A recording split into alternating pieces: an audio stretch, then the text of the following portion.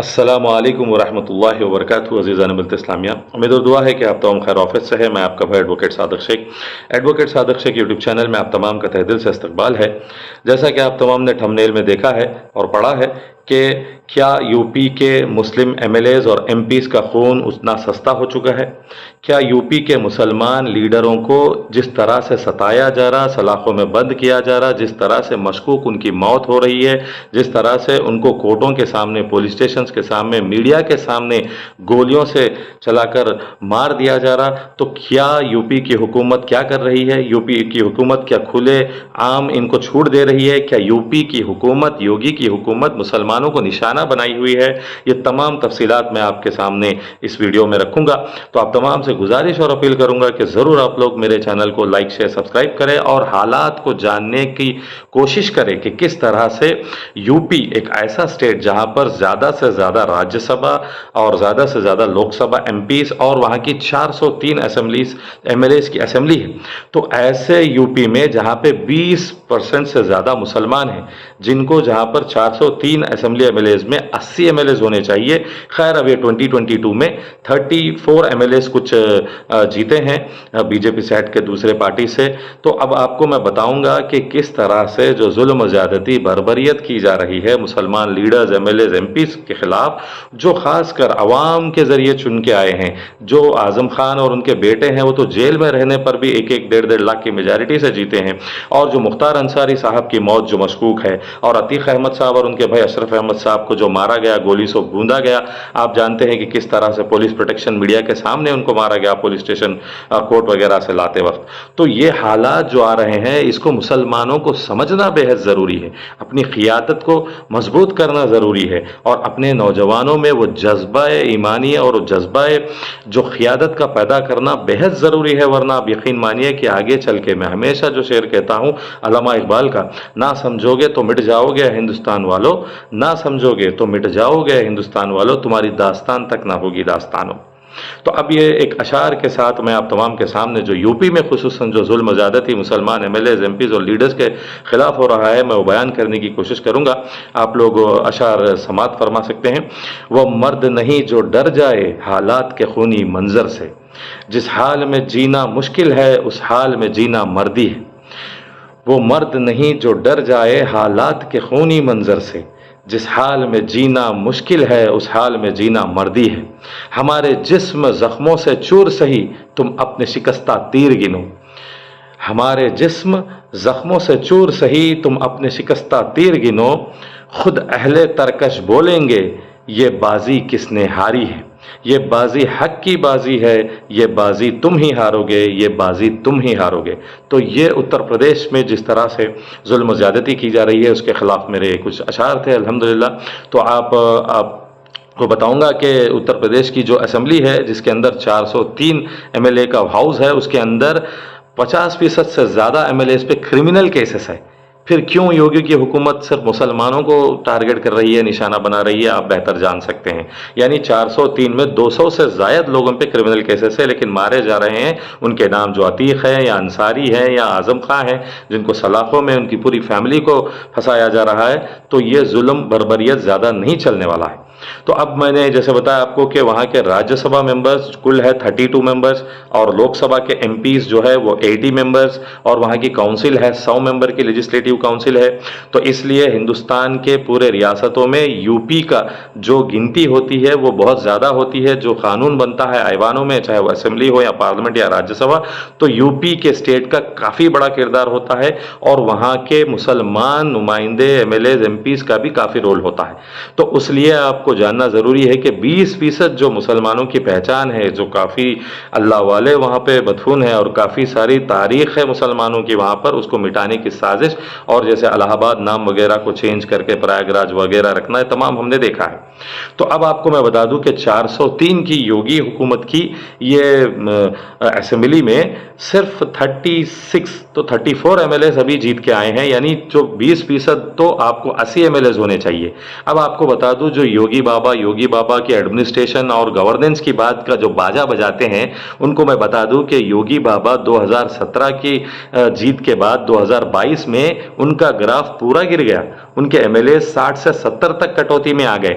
2017 में जो योगी बाबा की हुकूमत थी, उनके एमएलए थे सिर्फ बीजेपी के 312 सीटों से उन्होंने जीता था योगी ने।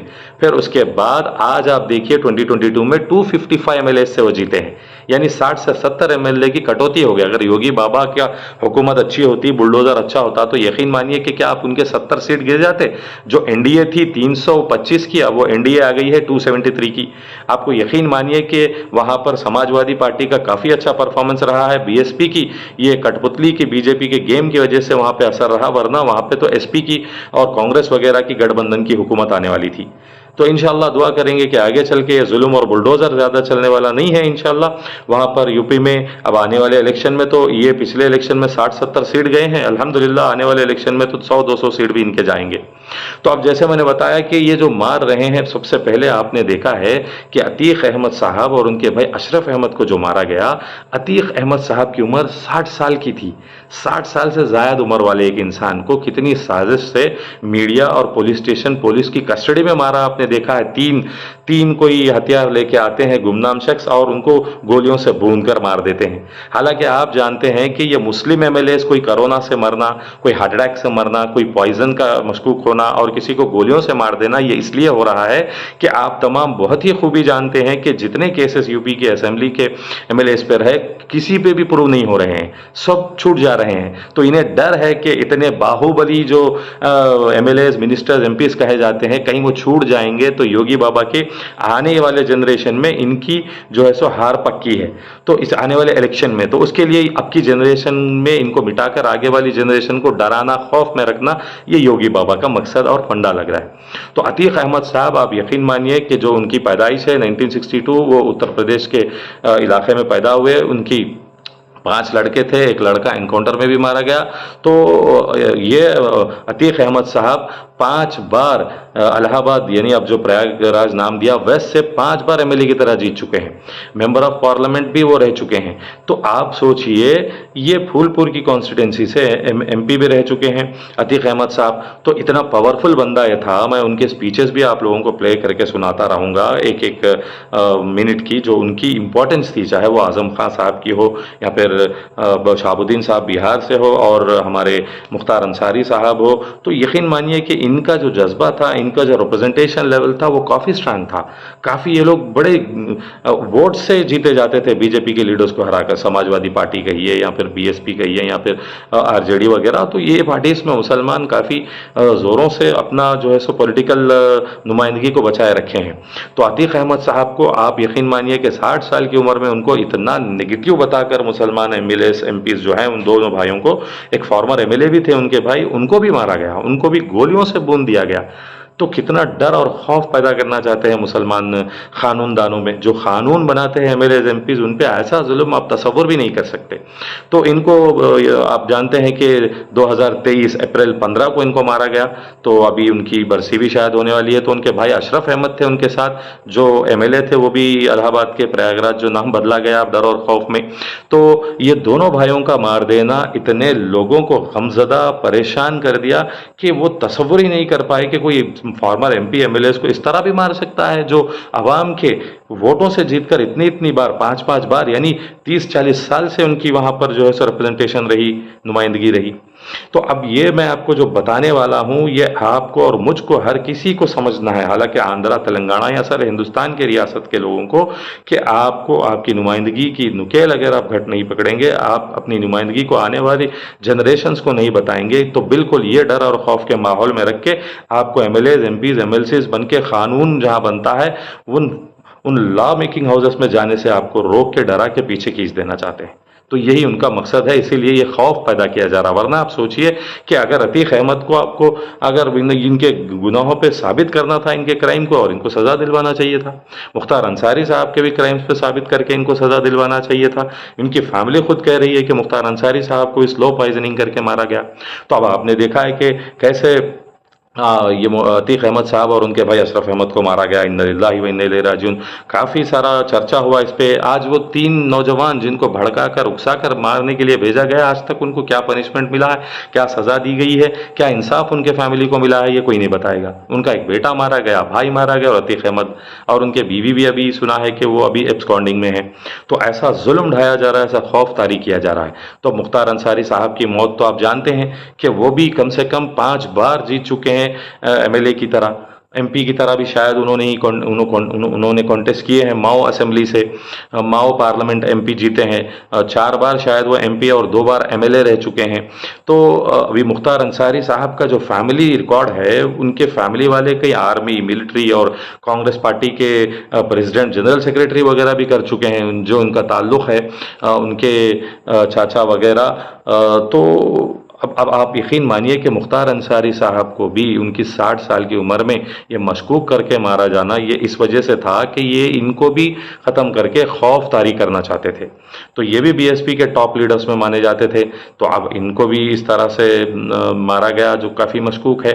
तो आप समझिए, ये क्रोनोलॉजी को समझना ज़रूरी है कि मुस्लिम एमएलएज, एमपीज वगैरह को जो लॉ मेकिंग बॉडी के जो पब्लिक वोट से जीत के आए हैं, उनको मरवा कर ये साबित करना चाहते हैं कि मुसलमानों की नुमाइंदगी को हम पूरी तरह से ख़त्म कर देंगे। अब एक तो नाम मिटा रहे हैं, लाइसेंस निकाल दे रहे हैं टेक्स्ट बुक से, ये तमाम काम अंजाम दे रहे हैं। उनके साथ ही साथ अब ये भी एक काम कर रहे हैं कि मुसलमान को जो एक या हो सका तो केसेस पे केसेस, 90-80 केसेस ये 60 साल उम्र वालों पे रहे। तो और यकीन मानिए आप, इन लोगों को सलाखों के पीछे बंद कर दिया जा रहा। अंसारी साहब स्लो पॉइजनिंग वगैरह उनकी फैमिली बता रही, मशकूक में वो मारे गए। मुख्तार अंसारी साहब रिसेंटली, शायद ही इनकी जो मुख्तार अंसारी साहब की डेथ हुई वो 28 मार्च को 2024 हाल ही में रमज़ान में हुई। और उनके जो मौते में अवाम का जो हजूम था, उनके मौते में जो अवाम, आप देख सकते हैं कि वहाँ पर भी पुलिस का, जो योगी हुकूमत का काफ़ी जो है जुल्म ज़्यादती करने की कोशिश हुई। उनके भाई पे भी फिर से केसेस बुक किए गए हैं, जो वहाँ के एमपी और एमएलए वगैरह है। तो अब जैसे आपने देखा, ये दोनों को जो शिकस्त होने के बाद, एक तो मुख्तार अंसारी साहब और अतीक अहमद और उनके भाई, उनका बेटा, और उसके बाद आज़म खान साहब, यकीन मानिए कि 10 बार तक ये एमएलए जीत चुके हैं। इनकी उम्र आज़म खान साहब की, आप यकीन मानिए कि करीब, ये इनके 2 बेटे हैं, इनके जो एमएलए और उनकी एमपी की जो मेंबरशिप है उसको भी बर्खास्त कर दिया गया कि ये फेक एंड फोर्जरी केस में, लैंड के कब्जे के केस में वगैरह में ये मुलविस है। तो आज़म खान साहब ने, जैसे मैंने बताया, 90 केसेस उन पे बुक किए गए हैं। आज़म खान साहब तो आज़ादी के बाद 1948 अगस्त 14 को पैदा हुए हैं। तो इनके 2 लड़के हैं, इनकी जो फैमिली और इनके जो ट्रस्ट चलते हैं, इन तमाम पे ऐसा फितना और साजिश की गई इनकी यूनिवर्सिटी वगैरह पे। एक जीता जागता मिसाल है मुजाहिद का हमारे आज़म खान साहब। आज आज़म खान साहब का अगर साथ, और आज़म खान साहब के इनके हक़ के लिए आवाज़, दुआएं अगर हम नहीं कर रहे हैं, तो यकीन मानिए कि हम आने वाली मुस्तक़बिल और आने वाली कौम को हम रुसवा कर रहे हैं और कौम को बहुत गलत मैसेज दे रहे हैं। एक डर और खौफ में हमारी कौम को हम एक तो ईमान से और एक तो हिंदुस्तान की तारीख़ से, हमारी जो 500 साल से ज़्यादा हमने हुकूमत की, उसको मिटाने के हम जो है सो खुद जिम्मेदार बन रहे हैं। तो इसके लिए जो आज़म खान वगैरह ऐसे जो हमारे नुमाइंदे हैं, उनको हमें चाहिए कि दुआ दे, हम जिस अंदाज से भी हो उनका साथ दे, और जिस अंदाज से भी उनकी हिस्ट्री हम बता सकते हैं वो बताएं। तो एमपी जीतने के बाद आज़म खान साहब ने फिर एमएलए के लिए कॉन्टेस्ट किया। अल्हम्दुलिल्लाह एमएलए से भी वो जीत गए, उनका बेटा भी एमएलए से जीत गया। तो उनका एक एनजीओ था जौहर ट्रस्ट, उसके बारे में भी काफ़ी उनके खिलाफ जो है सो चर्चे करवा कर उनको केसेस में बुक करवाए गए। 1,20,000 वोट कुछ उनको आए जेल से, उनके बेटे को भी 1,26,000 वोट कुछ आए। तो बड़ी मेजॉरिटी से ये बीजेपी को हराते आ रहे हैं। तो ये चीज़ हजम नहीं हो रही है योगी साहब की हुकूमत को, और ये सीधे सीधे इन पर केसेस बुक करते जा रहे हैं। तो शहाबुद्दीन साहब बिहार का भी, उनका भी काफ़ी एक मशकूक अंदाज का डेथ रहा उनका, कि शहाबुद्दीन साहब को भी कोरोना आकर मारे गए बताया गया, लेकिन उनकी फैमिली साफ सीधा कह रही है कि उनको भी मारा गया। तो इन तमाम को बाहुबली लीडर बताते हुए एक नेगेटिव जो परसेप्शन में इनको बढ़ाया है कि क्रिमिनल्स है, गैंगस्टर्स है। यकीन मानिए आपके कोई गैंगस्टर और क्रिमिनल अगर होते तो वही इलाके से वो 5-5 बार, 6-6 बार जीतते आते क्या? 60-60 साल, 90-90 साल की उम्र तक ये लोग पहुंचते क्या? आप सोचिए कि इनकी डेथ तो कभी की गोली से हो जाती, तो क्यों आज बीजेपी की हुकूमत आने के बाद ही ये निशाने पे आए? क्यों आज ही इनको 60-60 साल की उम्र के बूढ़े उम्र तक आने के बाद इनको मारा जा रहा? यूपी असेंबली में जैसे मैंने बताया कि 20% से ज़्यादा हमारी मुस्लिम पॉपुलेशन है, वहाँ पर 80-80, 90-90 साल के आपको एमएलएज एमपीज भी मिलेंगे। जो यूपी के एमएलएज है 34 और 36 एमएलएज जो है, उसमें आपको 60-60, 70, 90 साल, 80 साल के एमएलएज भी आपको मिलेंगे। शफीकुर रहमान बर्क साहब जिनका इंतकाल हुआ, यूपी के हैं, वो भी, उनको भी काफ़ी सताया गया, काफ़ी निशाना बनाया गया। और दानिश अली जो एमपी है, उनको भी जो टेररिस्ट कहा गया, वो भी यूपी के एमपी है। तो ऐसा आपको मैं बताना चाहता हूं कि यूपी के ही खास कर स्कैनर पे आने की वजह यही है कि डर और खौफ में योगी हुकूमत है और मुसलमान की क़ियादत को एमएलएज एमपीज वगैरह को रखना चाहती है, रखकर आने वाले जनरल इलेक्शन तक इनकी गद्दी संभालते हुए अब ये जो पार्लियामेंट इलेक्शन है 2024 का, उसमें भी ज़्यादा से ज़्यादा सीट हासिल करना चाहती है। तो इनका हर एक चीज़ क्रोनोलॉजी का होता है। जैसे अमित शाह हमेशा कहते हैं कि अब ये जो लीडर्स की अभी इलेक्शन से पहले 2024 के जो मौत हो रही है एमपी इलेक्शन से पहले, तो ये तमाम एक सूझबूझ से की गई, बड़ी षड्यंत्र से रची गई साजिश है। इस साजिश को हमको समझना है और हमें वोटिंग में पूरा हिस्सा लेना है। और हमको चाहिए कि हम हक के हिसाब से वोट दहानी दे, घर से बाहर निकले, परसेंटेज बढ़ाए और इन तमाम फ़िरका वारानियत पार्टियों के खिलाफ, फ़िरका वारानियत शख्सियतों के खिलाफ हमें वोट देना है। वरना आप देखते हैं कि फिर अगर हुकूमत में ये लोग आ जाएंगे तीसरी बार भी, तो हम तो जिद्दा उम्र आखिरी सांस और खून के आखिरी खतरे तक हम लड़ते रहेंगे इन जनसंघी तहरीकों के खिलाफ, इन फासिस्ट और कॉरपोरेट और ये जो कैपिटलिज्म को बढ़ाते हुए, करप्शन को बढ़ाते हुए, क्रिमिनल्स को बढ़ाती हुई हुकूमतों के खिलाफ हम लड़ते रहेंगे आखिरी सांस तक। लेकिन अब ये जो 2 बार भी हमने लड़े हैं, अब आगे की तीसरी बार भी हम जद्दोजहद और दुआ कोशिश कर रहे हैं कि ना आए सत्ता में। अगर आ गए तो अल्हम्दुलिल्लाह, हम तो हर दिन लड़ेंगे, हर दिन जद्दोजहद करेंगे। अगर ये फिर हार गए, नहीं आए, इंडिया की अलायंस जीत गई, तो अल्हम्दुलिल्लाह बड़ी खुशी होगी कि असली हकीकत में जो कम्युनल क्राइम्स किए हैं उन तमाम को घसीट के हम ये जो जुडिशरी के शिकंजे में लाकर लोगों को हम बिल्कुल सजा दिलवाएंगे। तो अब मैंने आपको सुना दिया किस तरह से यूपी के जो मशहूर लीडर्स हैं उन तमाम के खिलाफ किया जा रहा है। तो मैं आज़म खान की फैमिली के लिए खुसूसन आप तमाम से, दानिश अली की फैमिली से खुसूसन आप लोगों से मैं दुआओं का तलबगार हूँ कि अल्लाह ताला उनके घरदार की जान माल की इज़्ज़त और आबरू की हिफाजत फरमाई, यूपी के मुसलमानों की, सारे हिंदुस्तान के, सारे दुनिया के मुसलमानों की हिफाजत फरमाई। ये जो योगी बाबा की जो हुकूमत आपने देखी है, जो घटते हुए इनके एमएलएज हैं, इनको डर और खौफ है कि आगे चल के इलेक्शन में ये नहीं जीत पाएंगे, ये आगे के पार्लियामेंट इलेक्शन और उनके असेंबली इलेक्शन में भी इनको खतरा है। तो उसके लिए ये अपने बीच बचाव के लिए ये मुसलमान एमएलएज एमपीज पे जो है इस तरह से जुल्म और ज़्यादती और कत्ल व गारतगी हो रही है, तो उसके लिए ये जो मुसलमान एमएलएज एमपीज की तारीख है, आपको और मुझको समझना बेहद ज़रूरी है और आगे के जनरेशन्स को बताना भी ज़रूरी है।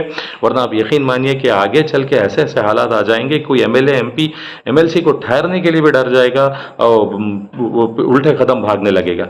तो उसके लिए आप तमाम से फिर एक मरतबा मैं जो है सो मौदबाना, पुरखलूस, दर्दमंदाना गुजारिश और अपील कर रहा हूँ। रमज़ान का ये जो आखिरी अशरा चल रहा है, इसमें दुआ फरमाइए कि सारे रियासत के, हिंदुस्तान के हालात दुरुस्त हो। जो बर्बरियत और जो जुल्म ज़्यादती और जो जेलों में हमारे मुसलमान भाई कैद है बेजा मुकदमात में, अल्लाह उनको रिहाई दे, अल्लाह हमको ज़रिया बनाए और उनके घरदार की हिफाजत फरमाए, उनके घरदार की तमाम जायज़ मकासद को पूरा फरमाए, बदनज़रियों से, फितना शुरूर से हिफाजत फरमाए, जो भाई हमारे सलाखों में बंद है जो बेजा मुकदमात में। और आपको फिर एक अशार कहते हुए मैं मेरी बात को ख़त्म करूँगा। खामोशी बुज़दिल ना कर डाले तुम्हें, जब ज़रूरत हो मुँह खोला करो। खामोशी बुज़दिल न कर डाले तुम्हें, जब ज़रूरत हो मुँह खोला करो। जी हुजूरी और ग़ुलामी छोड़कर, जी हुजूरी और ग़ुलामी छोड़कर कौम के हक़ में भी कुछ बोला करो।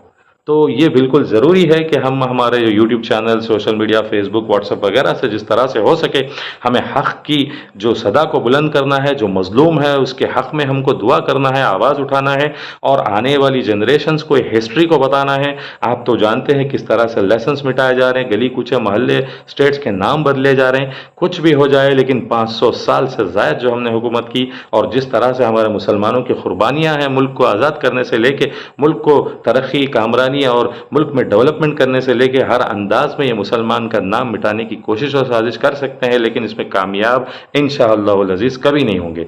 तो आज़म खान साहब भी एक लायर होते हुए और उनकी फैमिली में भी कई लायर्स होते हुए वो भी फाइट कर रहे हैं, लेकिन जो मरे हैं अतीक अहमद साहब, अशरफ साहब और मुख्तार अंसारी साहब और बिहार के ये जो शहाबुद्दीन साहब, ऐसे कई सारे लीडर्स हैं जिनके मैं नाम दे पाऊंगा इसलिए कि अभी 20 मिनट तवील की वीडियो हो चुकी है। तो उन तमाम के लिए मैं आप तमाम से दुआओं का तलबगार हूँ, और जो मरहुमीन हैं अल्लाह ताला उनकी मग़फ़िरत फ़रमाए, उनके दर्जात को बुलंद फ़रमाए, उनको जन्नत नसीब करे, उनके सय्यात को हसनात में मुबद्दल फ़रमाए, और उनके घर वालों को सब्र जमील अता करे, और जो सलाखों में बेजा मुक़द्दमात में फंसे हुए हैं अल्लाह उन तमाम को रिहाई अता करे, हम तमाम को ज़रिया बनाए, और जिन जिन पर जुल्म हो रहा है अल्लाह उन तमाम की मदद करने और हम तमाम को साथ देने और उनके साथ खड़े होने की अल्लाह ताला हमको ताकत और सख़त अता फ़रमाए। और जो हमारे सारे हिंदुस्तान के, सारे दुनिया और आलम के माँ बहनें हैं उन तमाम को अल्लाह ताला उनकी जो है सो जान की, माल की, इज़्ज़त की, आबरू की हिफाजत फ़रमाए। गाज़ा, फ़लस्तीन, सीरिया वगैरह जहाँ कहीं बर्मा के भी मुसलमान हैं उन तमाम के लिए भी इस रमज़ान में ख़ास कर दुआएँ फ़रमाएँ। उम्मीद और दुआ करता हूँ कि आप लोग ज़रूर मेरे चैनल को लाइक शेयर सब्सक्राइब करेंगे, और जिस अंदाज से जो भी ये जो लीडर्स के है मैंने आपके सामने बयान किया, इंशाल्लाह आगे चल के पार्लिमानी इलेक्शन में जहाँ जहाँ कर्नाटका, बिहार और हमारे साउथ के कई सारे स्टेट्स, वहाँ पे उन तमाम के जो प्रोमिनेंट लीडर्स हैं, वहाँ के मुस्लिम एमएलएज, एमपीज़ वगैरह है, उन तमाम का डिटेल्स आपके सामने लाता रहूँगा। बस मेरी ये कोशिश और ये जो मेरी एक एक समझिए कि आप जो अंदाज से मैं आपके सामने वीडियोस रखता हूँ यूट्यूब में, ये इसलिए है कि एक ट्रैक रिकॉर्ड रखे और हमारे यूथ को एम्पावर, एनलाइटन और अवेकन करे कि क्या हमारी तारीख सदा है, क्या हमारी क़ियादत है, किस तरह से हम इस हिंदुस्तान में हमारा जो है सो हिस्सा है, और किस तरह से ये लोग जो बातें करते हैं हमारे मुसलमानों को मिटाने की। मैंने आपको बताया ऑलरेडी एक पोस्ट में इससे पहले कि जो सरदार वल्लभ भाई पटेल को ये बड़े मानते हैं, बताते हैं सरदार वल्लभ भाई पटेल को, वही सरदार वल्लभ भाई पटेल करप्शन केसेस में, अहमदाबाद के जब शायद वो काउंसलर थे तो करप्शन केसेस में अटके थे सरदार वल्लभ भाई पटेल, वो भी लायर थे। और हमारे जो मोहम्मद अली जिन्ना थे वो भी लायर थे, उन्होंने सरदार वल्लभ भाई पटेल की मदद की। आप यकीन मानिए तो तारीख को उठा के देखें, जो मुसलमानों की तारीख मिटाना चाहते हैं, जिस सरदार वल्लभ भाई पटेल को मुसलमानों का दुश्मन बताना चाहते हैं, तो वही सरदार वल्लभ भाई पटेल ये मोहम्मद अली जिन्ना लायर से मिलके इन्होंने अपने जो करप्शन केसेस में रिहाई और उनकी मासूमियत को बयान किया, कानून की तरफ से वो लड़े हैं। तो अल्हम्दुलिल्लाह आपका भाई एडवोकेट सादिक शेख भी एक लायर है जो दो लायरों की दास्तान और हकीकत आपके सामने रखे हैं। तो उसके लिए हिंदुस्तान से किसी मुसलमान की तारीख को नाम मिटाना, लेसन निकालना, ये तो आप कर सकते हैं, लेकिन जो हकीकत में जो खून के ख़तरों से इस मुल्क में जो हमने कुर्बानियाँ दी है उसको आप इन कामों से मिटा नहीं सकते। इसी गली की खाक से यही खाक अपनी मिटाएंगे हम, ना बुलाए आपके आए हैं, ना निकाले आपके जाएंगे हम। जज़ाकल्लाह, अस्सलाम वालेकुम। मैं आपका भाई एडवोकेट सादिक शेख।